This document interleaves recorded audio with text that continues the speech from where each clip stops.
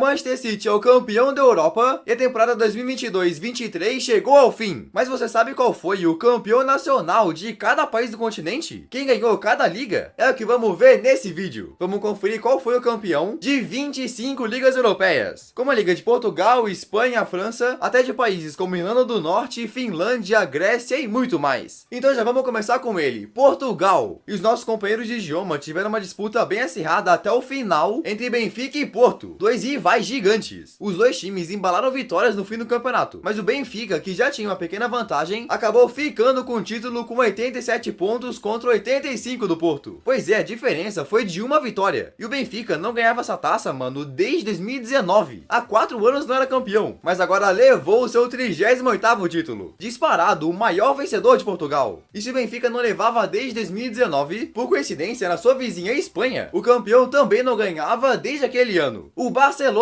E cara, essa foi quase que uma história de superação, porque o clube vem passando por uma crise financeira enorme, parecia que ia até falir, acumulando vexames dentro de campo também, até que chegou o Xavi para reformular o elenco e nessa temporada conseguiram seu primeiro título de peso com ele, e até com certa folga, conquistando o título com algumas rodadas de antecedência. Pra tu ver a dominância, eles terminaram 10 pontos na frente do segundo lugar real, 88 contra 78. E se na Espanha o Barça terminou muito na frente dos outros, o campeonato francês foi mais apertado, com o campeão claro sendo ele, o Paris Saint-Germain. O PSG foi mais uma vez campeão e esse foi um título muito importante, porque com essa sua 11ª taça, eles passaram o Saint-Étienne e se tornaram o maior campeão francês da história isolado. Só que nessa temporada o negócio foi mais apertado, porque terminaram com só 1 ponto de vantagem pro segundo colocado Lens. Pois é, o Paris levou a taça com 85 pontos e o Lens fez 84. Se o Lens tivesse ganhado uma partida a mais, podia ser o campeão, tá ligado? E essa temporada também marca o fim do trio MNM. Coloca aí nos comentários o que você achou dele. Então beleza, saindo da França, vamos pra Série A italiana. E cara, o campeonato de lá foi bom demais, principalmente pros torcedores do SSC Napoli. O Napoli amassou todo mundo e terminou o campeonato com 90 pontos. Incríveis 16 a mais do segundo colocado. Mano, 16 pontos de vantagem, olha isso. Tudo isso com a ajuda da dupla Osimhen e Kvaratskhelia, que foram responsáveis por praticamente metade de todos os gols do time. E pra tu ver o tamanho dessa conquista, essa foi só a 3ª taça da Série A do Napoli na história toda. Eles só tinham levado 2 em 87 e 90, na época que ainda tinha o Maradona. Pois é, o técnico Spalletti realmente fez história com esses caras. Levaram com muita folga e voltaram a ser campeões depois de 32 anos. E outro campeonato que teve um time amassando os outros foi o suíço. Mano, o campeonato da Suíça só tem 10 times disputando, e o campeão foi o chamado Young Boys. Esse Young Boys é da cidade de Berna e terminou o campeonato com 74 pontos, 16 na frente do segundo colocado, igual a Napoli fez. Esses caras realmente passaram um carro. Pra tu ver, os dois artilheiros foram justamente do Young Boys, o Jean-Pierre Nsam com 21 gols e o Cedric Ten com 19. E olha isso, enquanto o saldo de gols do segundo colocado foi de 5 positivos, o do Young Boys foi de 52. Marcaram 83 gols e só tomaram 30. Doideira. E se na Suíça não teve muita emoção, na sua vizinha Alemanha o negócio foi doido. A Bundesliga de fato teve o final mais dramático de toda a Europa. Acontece que o Borussia Dortmund não queria deixar o Bayern ganhar a taça e tava muito focado para levar o título. Até que chegando nas últimas rodadas foram ganhando e o Dortmund virou líder na penúltima rodada. Então os caras só precisavam ganhar a última do mais em casa para comemorar o título. Parecia moleza. Só que na partida o Dortmund tomou 2 gols e ficou no empate por 2-2. Já os bávaros encararam Colônia fora de casa e foram empatando também, com o pênalti do Colônia aos 36 do segundo tempo, o que tava dando a taça pro Dortmund. Até que o Javi Musiala entrou aos 40 do segundo tempo e aos 44 marcou o gol da vitória do Bayern. Isso fez o Bayern empatar em pontos e passar o Dortmund no saldo de gols. Que loucura, cara, essa conquista vai ficar pra história. O Bayern ganhou sua 11ª Bundesliga consecutiva e com certeza comemorou como se fosse a primeira. Então beleza, vamos agora sair da Alemanha e partir pra vizinha dela, a Dinamarca, que tem um campeonato um pouco diferente. Lá depois de 22 partidas, os 6 melhores da liga vão para uma segunda fase, mantendo os pontos da primeira, e quem termina no topo é o campeão. Aí nesse ano o vencedor foi o maior do país, o FC Copenhagen. O time da capital não tinha terminado aquela primeira fase na liderança, mas na segunda cresceu e conquistou o seu 5º título das últimas 8 temporadas. Uma dominância. E se na Dinamarca o campeão foi um acostumado a levar o título, no campeonato holandês teve uma surpresa, porque quem levou a taça lá foi um que não comemorava desde 2017, o Feyenoord Rotterdam. O Feyenoord deixou o PSV e o Ajax pra trás e conseguiu conquistar a taça com 82 pontos, 7 a mais que o PSV. Já o Ajax, que antes tinha conseguido fazer um tricampeonato, ficou só em 3º terceiro e não garantiu vaga pra Champions. Vai jogar a Europa League. Os caras estão de fato passando por uma reformulação com a saída do Ten Hag. Enquanto isso, o Feyenoord conquistou a taça. E se o campeonato holandês é bem conhecido, o belga não é tanto, mas é sempre bem disputado. E o formato lá é mais ou menos parecido com o da Dinamarca, onde pega os melhores e faz uma segunda fase. E quando chegou na última rodada, 3 times ainda estavam vivos na disputa pela taça. Aí a partida mais decisiva foi entre Royal Antwerp e Genk. Se o Genk ganhasse era campeão, mas se empatasse o Antwerp levava. Aí na partida o Genk abriu o placar, foi ganhando e estava prestes a ser campeão. Até que aos 90+4, nos acréscimos, Alderweireld de Tottenham foi e meteu uma bola no ângulo, o que empatou a partida e o Royal Antwerp foi campeão belga pela primeira vez em 66 anos. Cara, que loucura, nos acréscimos. A última taça do Antwerp tinha sido em 1957, imagina. O Alderweireld com certeza nunca vai esquecer disso. E falando em campeonato disputado, na Inglaterra a Premier League é com certeza a liga mais forte do mundo. E essa última temporada foi incrível. Todo mundo achava que o Arsenal ia ser campeão, porque chegaram a abrir uma vantagem de 8 pontos. Mas no final começaram a escorregar demais e o Manchester City conseguiu uma arrancada impressionante, tirando a taça das mãos dos Gunners nas últimas rodadas. Aí no final, o time do Guardiola terminou com 89 pontos contra 84 do Arsenal. E esse foi um título muito importante também, porque com ele o City deu o primeiro passo para conquistar a tríplice coroa com a Premier, Copa da Inglaterra e a Champions League, com a estrela sendo ele, o Haaland, que destruiu e quebrou o recorde de maior artilheiro numa única temporada de Premier na história. 36 bolas na rede, assustador. Mas beleza, se tu olhar o mapa, vai ver que do lado da Inglaterra tem o seu vizinho, o País de Gales, que também faz parte do Reino Unido, mas é um país diferente, tá ligado? E os times mais fortes do País de Gales disputam as ligas inglesas, como o Swansea City e o Cardiff City. Mas mesmo que disputem lá, o País de Gales também tem o seu próprio torneio, chamado de Cymru Premier League, com times profissionais e semi-profissionais. Aí o campeão do País de Gales foi um que domina e ganhou com muita folga, o The New Saints FC. Você talvez nunca tenha ouvido falar nele, mas os caras passearam no campeonato. Pra tu ver, eles fazem aquele modelo de primeira e segunda fase, e somando tudo, o The New Saints teve 26 vitórias e só uma derrota, terminando com um saldo de 95 positivos. Marcaram 112 gols e só levaram 17. Isso sim que é dominar, hein? Tá maluco. Indo agora pro outro vizinho da Inglaterra e Escócia, a gente vê dois timaços que rivalizam desde que começaram a jogar futebol, Celtic e Rangers. E nessa temporada, quem riu por último foi o Celtic, terminando a primeira fase com 92 pontos. Aí depois os 6 melhores foram pra segunda fase, mantendo o número de pontos. Então o Celtic, que já tinha muita vantagem, se sagrou campeão, conquistando o seu título de número 53. Só 2 a menos que o Rangers. Aí só de curiosidade, a última vez que um time além dos dois foi campeão foi em 1985. Pois é, o campeonato é realmente uma disputa de Celtic contra Rangers. Agora outro país que faz parte do Reino Unido é um que no mundo do futebol não se ouve falar muito, a Irlanda do Norte. A Irlanda do Norte não tem times fortes a nível europeu e o campeão nesse ano foi um time chamado Larne FC, que ganhou pela primeira vez o campeonato, um feito gigante pra eles. Enquanto isso, embaixo da Irlanda do Norte tem a Irlanda, que também, mesmo que fique do lado da Inglaterra, não tem times muito conhecidos. Na verdade, o esporte mais popular da Irlanda não é o mesmo do nosso, e sim o futebol gaélico, um esporte que é literalmente uma mistura de futebol, rugby e lá vai, usando as mãos e os pés pra jogar, muito diferente. Mesmo assim, o futebol tradicional também rola, e diferente dos outros, o campeonato irlandês está na metade. Ele começou em fevereiro e só acaba em novembro, mas o campeão da temporada passada também é o que tá na liderança hoje, o Shamrock Rovers. O Shamrock usa um uniforme praticamente idêntico ao do Celtic e é o maior campeão do país, mas é tão pequeno que o estádio dele só tem capacidade para 8 mil, e olha que é o maior time do país, hein? Então beleza, se os times da Irlanda são praticamente desconhecidos, os da Islândia são mais ainda. Cara, a Islândia é um país de só 370 mil habitantes, menos que muita cidade aqui no Brasil e fica perto do Polo Norte, mas tem o seu próprio torneio de futebol, com os maiores campeões sendo o KR e o Valur, times realmente muito pequenos que nunca disputaram a fase de grupos da Champions e nem de Europa League. Mas assim como na Irlanda, o campeonato islandês ainda não acabou, tá no começo ainda. E quem levou no ano passado foi um time chamado Breiðablik, que joga nesse estádio pequeno aí. Enquanto isso, na terra do Haaland, a Noruega, o campeonato também termina no fim do ano. O que acontece é que o inverno lá acontece entre dezembro a março, então só fazem um campeonato quando tá mais quente. Isso porque, né? Nos países nórdicos o frio é absurdo demais, então ainda estão no começo e quem lidera é o Bodo Glimt. Já o último campeão norueguês foi o chamado Molde FK, que levou não só o título norueguês, mas também a Copa da Noruega. E esse Molde é conhecido por ser um dos times que o Cometa Haaland passou. O Haaland jogou lá em 2017 e 2018, antes de partir para outros países fazer história. Enquanto isso, na Suécia o campeonato também tá rolando, e lá o maior campeão é o time do Malmo. O Malmo é quem revelou a lenda Ibrahimovic, mas se o Malmo é até conhecido, o atual campeão campeão não é ele, e sim um chamado Häcken. O Häcken é um time que historicamente jogava em divisões inferiores à Suécia, até que em 2008 subiram de vez para a elite, e no final de 2022 conquistaram seu maior título na história, com o artilheiro sendo um cara chamado Alexander Jeremejeff.